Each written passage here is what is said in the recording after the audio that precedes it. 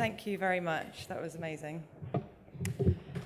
So I just wanted to flag up something else that's going on outside of this, this room. There is the Centre for Computing History has taken over the Festival Village under Queen Elizabeth Hall.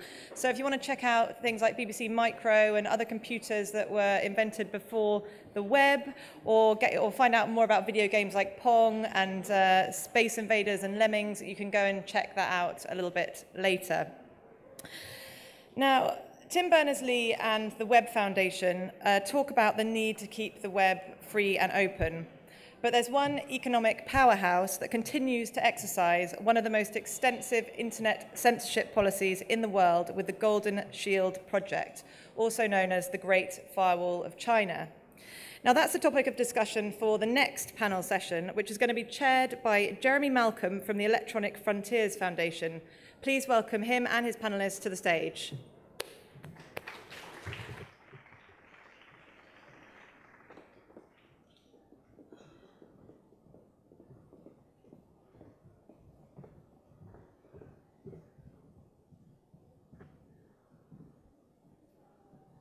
Thank you very much indeed for that introduction.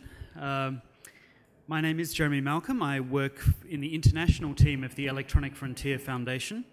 But up until May this year, I spent the last 6 years living and working in Southeast Asia on a project called Consumers in the Digital Age. So the country where I was based, which was Malaysia, has a 67% household internet penetration and an amazing 140% mobile penetration. And it's rather representative of some of the amazing countries in this highly connected region. So, for example, elsewhere in Southeast Asia, there are two countries, Indonesia and the Philippines, which rank in the top 10 users of Facebook. Another country, Brunei, is in the top 10 users of Twitter. And a fourth, Singapore, was the first country to introduce a commercial ADSL mobile, wired broadband service. And China has the largest base of internet users in the world, with about 618 million users. So the broader Asia-Pacific region has over 4.2 billion people, which is 61% of the world's population, and already more than 40% of the world's internet users. And it's growing fast, both in absolute and in relative terms. So this is the most important world region for the future of the internet. But at the same time, it's a region where internet users are often limited in their freedom of expression online and subject to attack from their governments for expressing their political opinions. The main focus of this panel is going to be on the largest and most populous country within the region, which is, of course, China. And although I have spent 1 year living and working in China, I don't claim any special expertise in that country, which is why I am so glad that we have three people who really are bona fide experts. We're going to be able to turn to them to hear something more about the internet in China, including but not limited to the Golden Shield project, of which the Great Firewall of China is a part. So let me introduce our panelists. We're going to, in fact, I'll introduce them as we come to them. So we're going to begin with Dr. Ning Wang, who works as a researcher at the Oxford Internet Institute at the University of Oxford. His research is driven by a deep interest in analysing a wide range of socio-technical problems by exploiting big data approaches.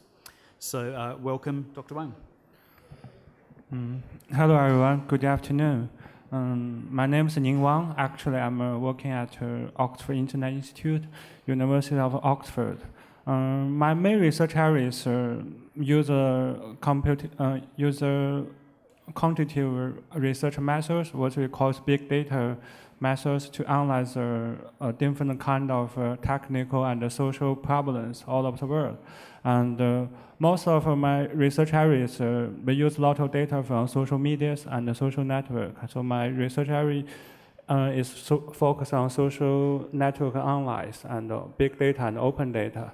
Because I'm the only research at Oxford Internet Institute, the only Chinese research at Oxford Internet Institute. So one of my main research, focus on Chinese social media and the Chinese internet, which is, as Jeremy said, is kind of in China is a rising area because if you're looking at the population of China, we have 1.3 billion population. In terms of internet penetration is less than half. We only have 600 million internet user and 500 million use mobile phone to connect internet. So it's still huge amount of potential to catch up. Also, if you're looking at the biggest internet company all over the world, top 10 internet companies, so we already have 4 of them. So it's Tencent, Alibaba, and Baidu. So they are doing quite well. And another one is Jingdong, is online commercial business, online business platforms, and the other 6 was from states. So actually, I went to all the internet conference, international internet conference. Half of the sessions talk about states, the other half talk about China, because China is huge potential.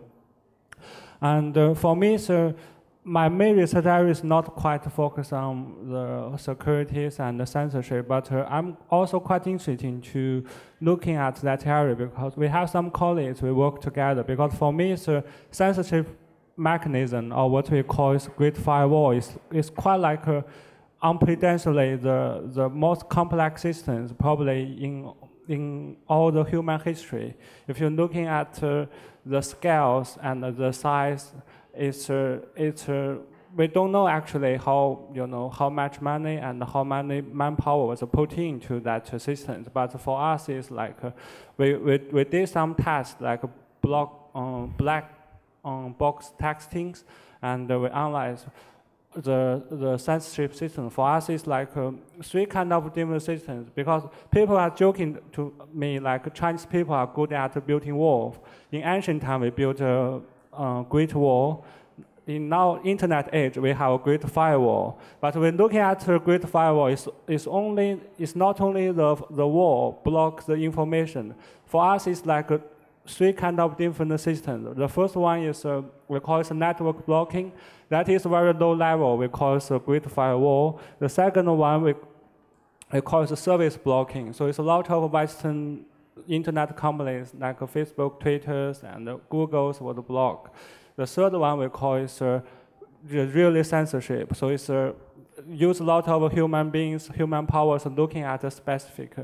It's like keyword blocking. So it's and also involves some self-censorship, because in China we have it's a very unique phenomenon all over the world. In China, it's very unique because if you look at the other place of the world, you don't have most of the countries use the service from the United States. You use Facebook, Twitter, Google's, but in China, all the services created by our own. We have our own search engines, we have our own social medias, we have our own microblogging platforms, we have our own like WeChat, which is like a Chinese version of WhatsApp. So all the services, we have our own versions. All these service providers have implement the self-censorship. So they have to do self-censorship. Otherwise, they have jeopardized their license to provide the service. So that's kind of very introduction about my research. So I can leave it to the other panelists. Thanks. Thank you very much. And next we have Lang Xiao, who graduated from Renmin University of China in Journalism and Communication and got a Master's of Science degree in Media, Communication and Development from the London School of Economics and Political Science. Hello, thank you, Jeremy. Hello, everyone. My name is Lang. I'm a director of Art Touch Consulting, basically a consulting company between China and the UK, but focusing on art. But my personal background may be more relevant to our debate today. So I did journalism and communication in China, one of the leading journalism schools. So, you know, like the censorships all relevant to media. And also I did my master in LSE in Media, Communication and Development Studies, which focus on how to use ICT, Internet, Communication and Technology, and media and journalism to promote the development issues. And also I work for Informa Telecoms telecoms media as an analyst for over 3 years. So I personally is a co-contributor of PwC's annual Global Media and Entertainment Report of China market. So, this year is the 20th anniversary of the internet in China.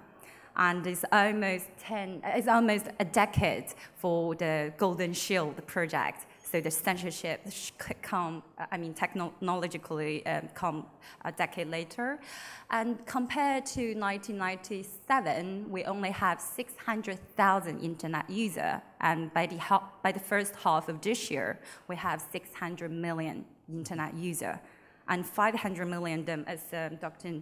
Ning mentioned, that is mobile internet users, and 90% of them are smartphone users, which is say in the level of device, we are quite okay, but which also implies that the demand for content is growing more and more.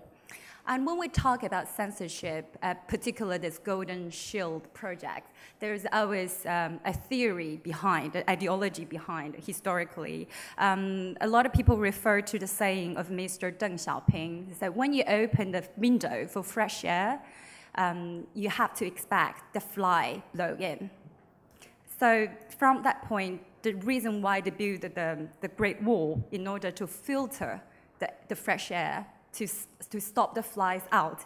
But if you say the same sentence in another way, you say, even though you open the window, even though the flies come in, you still have fresh air. That's a totally different thinking logic behind. So there is someone for the country, on behalf of the country, they try to filter things from the wrong things to give you the correct information. But for me, I think this is absolutely unnecessary. I don't think anybody had the right to select or to filter the information from wrong to right on behalf of me. So that's the problem. But every country, UK, China, US, and they all have censorship, and they all do propaganda. But there's not too much wrong, too much things to blame if they do propaganda. That's the nature of a country. But the problem is the monopoly of a single voice. So you only have one single voice in the market, then that's something wrong. And before, China, in the traditional media era, to do this, to control the single voice is quite easier comparatively. Like think about the traditional media, newspaper, radio, and TV. So if you want to read newspaper, you have to get the machine that Gutenberg invented. And if you want to spread information on radio, you have to apply for spectrum or the radio station. And if you want to do TV, much more investment. So this monopoly of the resources it's an easy job for the central government to control the contents which is spread or broadcast over the medium. But however, internet has a different nature, which is quite in a very not centralized form that a lot of people can get access to it. So that's why if they want to continue this heavily control of a single voice, they have to invest more to make it happen. And apart from the huge investment on the devices and equipment, I think it's from Cisco. They purchased a lot from Cisco to make it happen. Apart from that, they also build another, like I would say, it's software to make it happen. They use a lot of human agency to censor and to carry on the surveillance. I think, if I was correct, in 2003 or 2004, there is another organization or institution called Internet Illegal Information Reporting Center, which means it's a kind of peer surveillance. Like if you spread some, so there is law. If you spread some defamatory information or some information against the country, then someone online, maybe employed by a certain party, will kind of report the information to the center, and there is a rewarding system. The information is open. I just checked it recently. Is that by the end of August, but they didn't mention how long was the time period for that. They sent out £2 million as a reward for those who issue illegal information to the reporting center. So the surveillance, I mean, the Great Wall, the Great Firewall for me is more, one is in the physical wall and the technology, and the other is more like psychological wall, because this wall can make most of the internet user, they build a self-censorship system or mechanism themselves. So this is thing to say the success of the Great Firewall. But of course, what I said is kind of reductionism. I didn't mention the human agency. You see the Chinese internet user, they have their own resistance. They do some, believe it or not, I would still think the internet, particularly social media, is a kind of a hub for public sphere in China, even though it's a little bit too far to say so at this moment. But there is a potential, I would say. Thank you. Thank you very much. And if any of you have questions, please note them down, because we're going to open up for questions a bit later, but we'll take those at the end. So please do make a note if you have any. So finally, Emilie Wang, who was born and raised in Shanghai and holds a Master of Science in Social and Public Communication from the London School of Economics. She's the Director of Public Relations at the Shanghai Grand Theatre Arts Group, and she is going to be our final speaker on this panel. Thank you, Emilie. Thank you. So basically, I agree with what Lang has just said. So the Great Firewall of China is not only like physically there, it also is kind of psychologically bounding. So in this way, nobody in China could really escape from that. And I think the reason why they actually set up this Great Firewall of China, it has been around for a couple of years. I don't know, 5 years or 10 years or like 10 years. 10 years, something like that. But actually, before that, China actually had a period of time where when you could actually use the internet quite freely, and both of us have experienced that. And I think the reason why they set up this Great Firewall of China is that because in this age, in the age of the internet, if there are, for example, social unrests in certain parts of China, then people would get to know it quite rapidly through the internet. So that is why the Chinese government has kind of a policy called keeping the society stable. So this is a major kind of strategy or a policy to stabilize the whole society. So that is why, as part of that, the investment would go into setting up this Great Firewall of China, so that a lot of the news could be blocked. So for example, if something is not really, if something is happening in, for example, Xinjiang Autonomous Region or in some other inland kind of remote areas of China, people would usually get the news very quickly through internet. But then with this kind of blocking of information, then maybe people living in Shanghai like I or like others living in Beijing would never know about it. Right? And also they have this kind of filtering system to make sure that you don't really get sensitive information like that. But then I don't really have a background in ICT or in like hardcore kind of technical side of the internet usage. But I did study communication, and I am a kind of end user of the internet in China. So I think I might be able to share some of my personal experience with you today.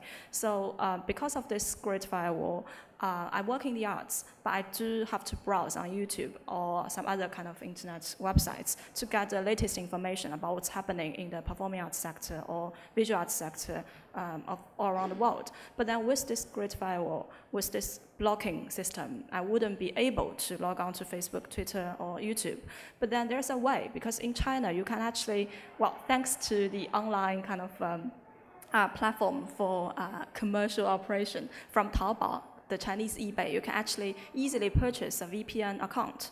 So with that VPN account, it gives you IP address of either America, Japan, or even UK. So I lived here for 2.5 years and worked here at the Southbank Center, but then I moved back to China. So I am pretty used to using Facebook, Twitter, and even YouTube to stay in contact with my friends. But then in China, I can't do that. So that's why I purchased the VPN.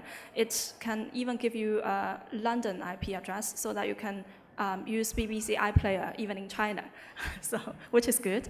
So how much is that? It's $55 for a year. So okay, pretty good deal. Affordable. Yeah, and if you buy like VPN, the accounts from like America or Japan, it would even cost you less, like 100 RMB, which is 10 quid for the whole year. Get yourself sorted out, like for Facebook and Twitter, whatever. So it's pretty good. So actually, from that point on, from the day I purchased the VPN account, I would still have access to everything. So, but this is something like not so mainstream in China. So a lot of my friends, they have either worked or studied abroad. But I would say only a small percentage of them would actually use VPN. So, which is not good because as Lang has pointed out, it's a kind of psychological kind of prisoning or something like that. So I don't really like it. But then once you get used to the way the society is kind of operated or being existed in China, then maybe you will lose that kind of, I don't know, critical thinking ability or that kind of pursuit for freedom. Yeah, you would never bother. Just don't want to bother. This is something that really frightens me, you know, because maybe we would have generations and generations of people getting very much used to the fact that I can't log onto Facebook, I can't use Twitter, I can't really use YouTube to see what's going on around the world. Of course, I'm not saying like YouTube is the kind of Bible you should consult when it comes to like arts and whatever, news or everything, but still, I should have my personal choice. If I don't have it, then there's a problem, you know. And in the arts, we kind of promote free thinking, democracy, and the beauty associated with that. And I don't really want to take away that from what I do to my local audiences in China. So I don't know, whenever possible, I would talk to people like, use VPN. I mean, get yourself an account. It's not expensive, and you can get access to so many interesting things on the internet. But then, well, it's a gradual process. You just have to convince people, persuade people to do that. I mean, so. Thank you. I mean, that's a really interesting point. I've read that some of the VPN providers have been targeted and taken down in China, but there are still ways of easily bypassing that. Do you think that China is aiming towards complete censorship, or is it really just to discourage people away from forbidden content? So they're never going to try and have a 100% solid firewall, but rather just to make it difficult, make it inconvenient, so that the majority of people don't bother. What do people on the panel think about that? I think, from my point of view, the Great Firewall is not going to work. Even from the government point of view, they know that. Because the internet now is kind of upgrade to the social network age. So it's people use a lot of mobile phones and the social medias to transmit information, and in China it's hugely popular. That's gonna be put a huge amount of effort for the government to monitor all the hundreds of millions of the users, the behaviors, information, and a lot of hardware and software, and the government realize that. Actually, as I mentioned in my introduction, it's three kind of different layer of censorship in China. We are actually, all the panelists so far we talk about is network censorship, which is very easy to circumvent. As network censorship actually is try to manipulate the internet traffic.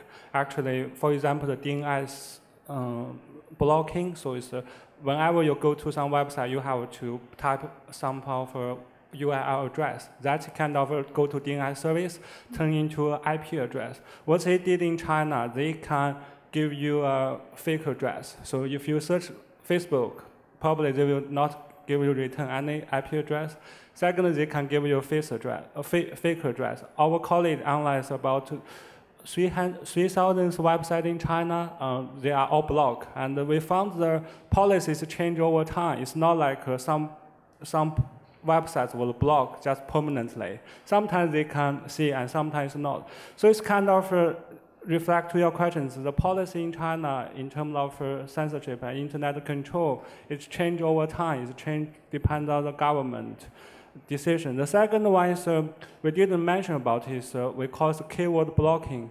Even in China, you cannot access to Google's, but you can use Baidu, Chinese search engine, and you can search something from Xinlang Weibo.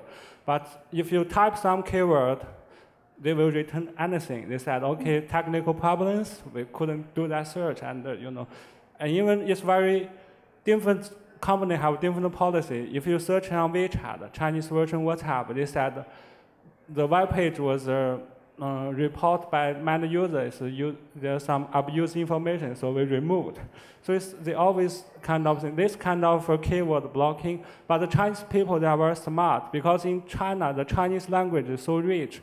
People always try to use some what's it called metaphors and also analogies. So for example, some keyword they can use different Chinese homophones is kind of like, for example, homophones. Harmony is the 和谐, so we use river crab. 和谐 is river and the crab, so it's the meaning is totally different, but people understand. So they use some word to replace some censored keyword.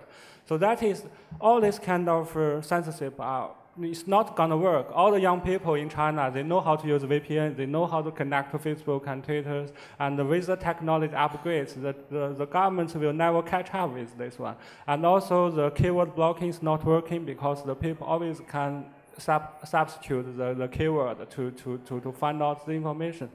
So I don't think, but for us is we try to find out what's the long-term policy in terms of censorship and Great Firewall. For us, it's like black box. We don't know how it's implemented.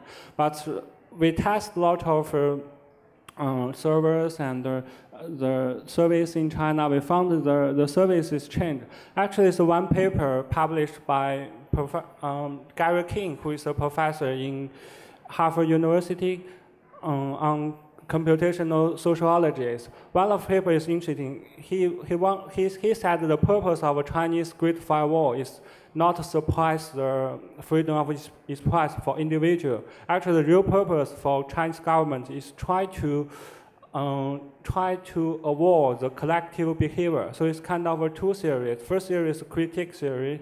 So the people can, if you know Chinese language, you can go search Chinese social media and blogs. It's a lot of critiques about the government leaders and the specific officials. So they will not remove that. And what they want to do to censor is the people joined together to discuss something collectively, and which potentially will be some massive, demonstrations and some activisms, and that is definitely they will censorship. So that is kind of a policy. I think many years ago, the censorship, they delete everything on website they don't want. But now we can see a lot of critiques about government and also leadership. So for us, it's the policy for Chinese government on internet censorship is changed over time, and we don't know what's happened. It depends on the leaders. And also the second point is so complex because in China, it's about 8 or 9. So ministry can implement the policy on internet. So some of the policy internal in the government's conflict. Some people said we can block this one, and the other said, okay, probably it's okay. So it's the policy is, for us is is not transparent, and we don't know what's happening. But from my point of view, I think it's going to be, the Great Firewall is going to not work. And for this administration, we have President Xi Jinping and the Premier Li Keqiang. They are quite, we can see it's quite gradually open some service. And even we talk about in Shanghai, we set up a special trading room. And in that room, you can have a limited access for some Western social media and social network. So that is kind of my. So I think even though the panopticon surveillance online of the use of internet is still prevails in China, like for example, if you go to internet bar. We said that internet bar. A lot of low-income immigrant people in the city. They still tend to use the internet in migrant internet workers. bar. Oh yeah. So when in order to allow you to use the internet, you have to submit your ID card. Scan your ID or so take a record of that. Exactly. So that's part of this Golden Shield project, is the data collecting. So the central government controls all the data of internet user, 97% or something like that. So you can think how that's the very high percentage of the whole population. So they know who you are. If you make some outrageous comments, they can track you very quickly. But even though it is the fact, I think we still can't ignore the human agency, the resistance of Chinese people. Give you a very successful example is the Green Dam, 绿坝. So that's the software the government wants to imply on all the devices, computer devices which is manufactured in China, like Sony, blah blah, all the brands. But because the resistance of the public, their dream didn't come true. So we can see there is still resistance. But at the same time, even though we mentioned that certain foreign websites that we can't use, but even within China, like the social media such as Sina Weibo, which is seen as the public sphere, where public do a lot of civil participation, is still highly censored and controlled by the government. For example, I think last year, at a similar time, the government issued a new regulation or rule. Say, if you spread defamatory information on social media and which is visited by 5,000 users, social network users, or reposted by 500 internet users, then you may face a 3 year in prison. So which means you cannot, our government said you are not allowed to spread rumor on the internet.